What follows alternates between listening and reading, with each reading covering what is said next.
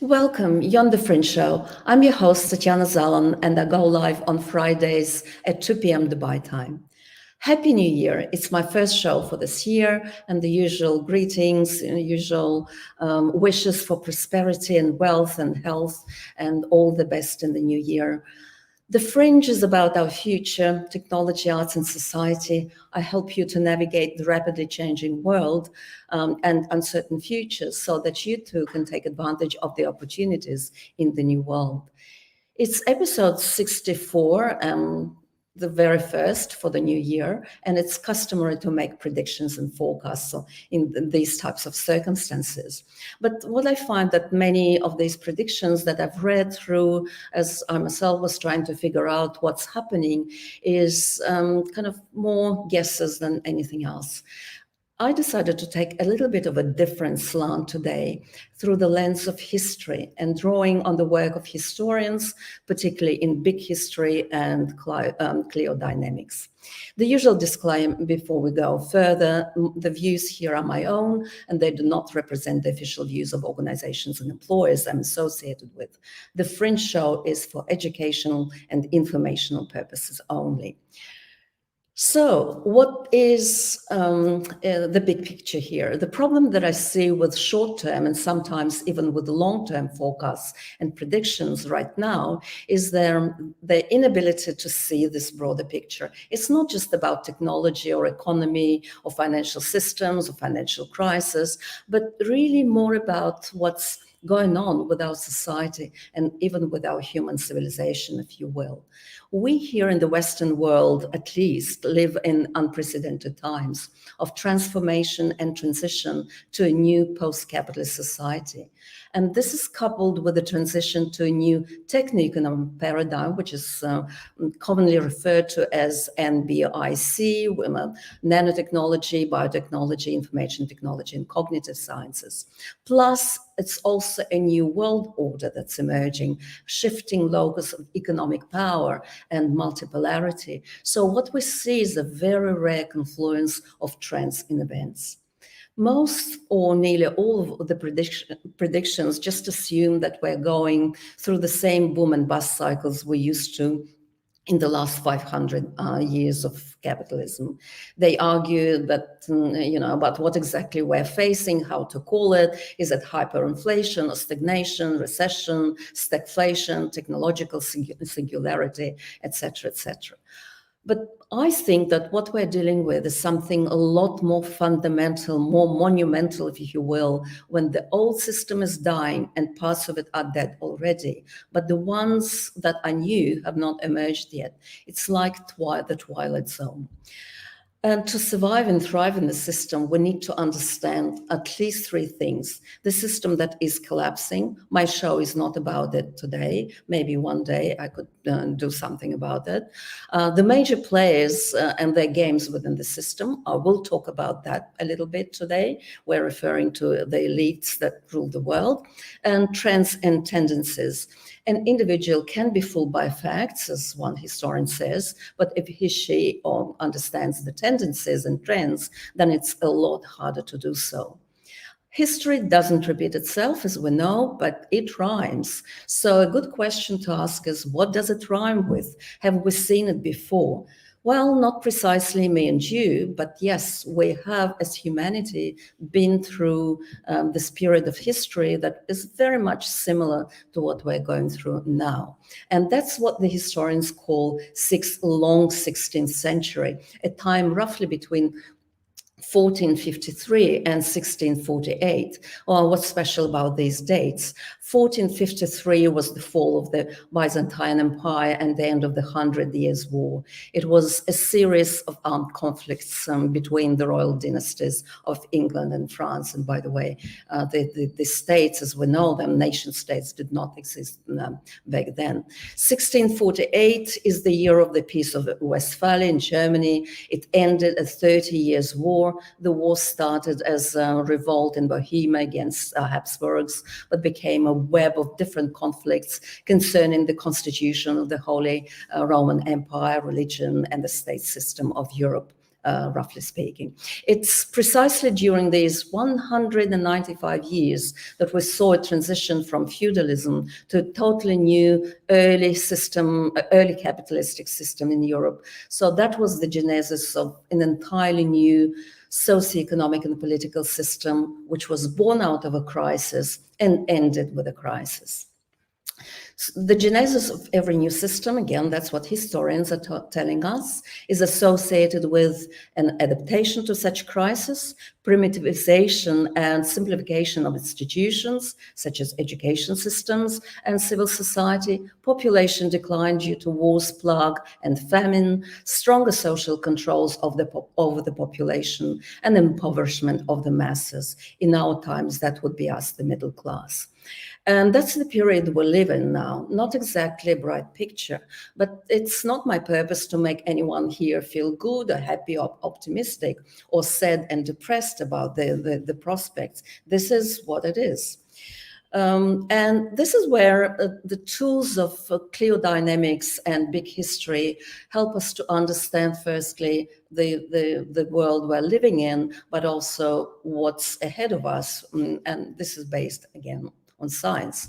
Cliodynamics is a science related to history, and it looks at regularities and patterns in several key variables, such as population size, the ages and wages of the population, the size and wealth of the elites, and the economic and the political strength of the state. It's not an approach that uses analogy with past events, but instead it treats historical records just as, say, evolutionary biologists treat their paleontological records. It uses a standard scientific method that works so well in physics, biology, and many social sciences. Theories are first constructed based on general principles, and then they're tested empirically with comprehensive databases.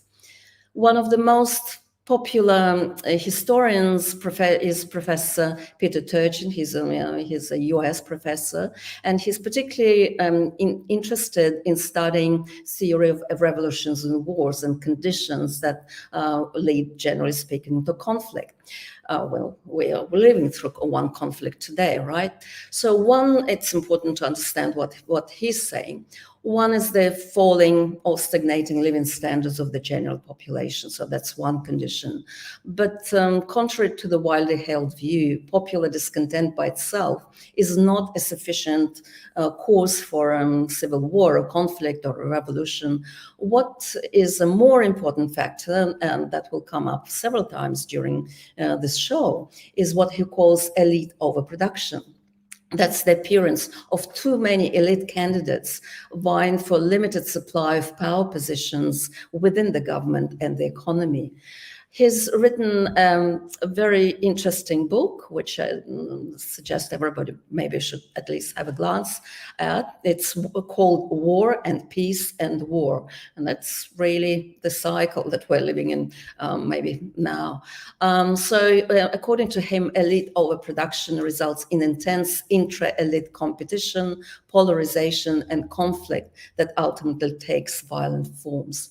And back maybe 10 or 15 years, Peter Turchin made a very strong case for elite overproduction in the US, one of the leading economies in the current world, certainly a leader in the capitalist system. So in the last 3 or 4 decades, he says, real wages of unskilled workers stagnated, but the incomes of the top 1%, on the other hand, grew, leading to an ever-increasing economic inequality.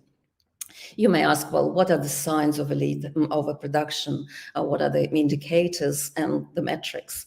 That's the growing demand for educational credentials. Tuition rates at elite college, they rise astronomically, much faster than inflation, and the exploding numbers of new MBAs and JDs. In 2008, Turchin published an article in Nature, one of the leading journals, where he particularly focused on an interesting aspect of these wars and conflicts and wars and peaces and wars. That's the relationship between population growth and instability. And that's what historians call secular cycles. And he and his team studied 8 such cycles in medieval and modern England, France, the Roman Empire, and Russia. And what they found is actually quite interesting, maybe even counterintuitive at the beginning. Instability, they said, is always high when the population is decreasing. And the probability of this happening by chance is very small, because they looked at historical data of 8 dynasties in China, for example, or in Egypt of very long period of time. This connection between population dynamics and instability is not direct, it's indirect. It depends on social structures. And one effect is the increasing number of aspirants for elite positions, and that results in rivalry and factionalism. And another consequence is persistent inflation, which causes a decline in real revenues and a developing fiscal crisis of the state.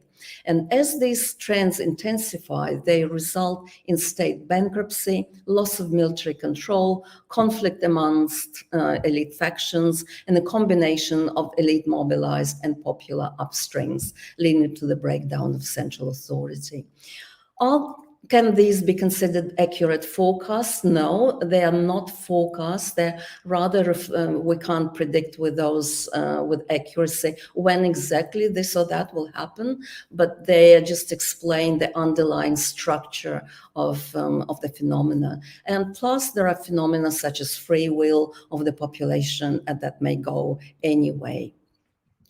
Another scholar that made a significant contribution, in my view, to understanding what's going on and what the predictions will be on what we can expect in the 2020s is David Baker. David Baker is professor of big history at Macquarie University in Australia and futurist as well. Big history is a transdisciplinary area of science, and in big history, people look at 13.8 billion years since our planet Earth started to exist. So it's a really, really big data that looking at. He's also an author of a recent book on big history. And what I want to draw your attention to, and we'll probably post a link in the notes to this article in particular, is the article that he published in early January 2020. Remember this date, it was way before all the events that we saw that unfolded later on with the pandemic and the conflicts and so on. And he called it History Repeats Itself, and that's bad news for the 2020s. And he made some very bold big picture predictions. Stagnant real wages, faltered standard of living for the lower and middle classes, worsening wealth inequality, more riots and uprisings, ongoing political polarization, more elites competing for limited positions of power, and elites co-opting radical movements. It's very consistent with what Peter Turchin, of course, is saying. There's also, he said, a low to moderate chance of a trigger event, shock like an environmental crisis, plague, or economic meltdown, and that will kick off a period of extreme violence.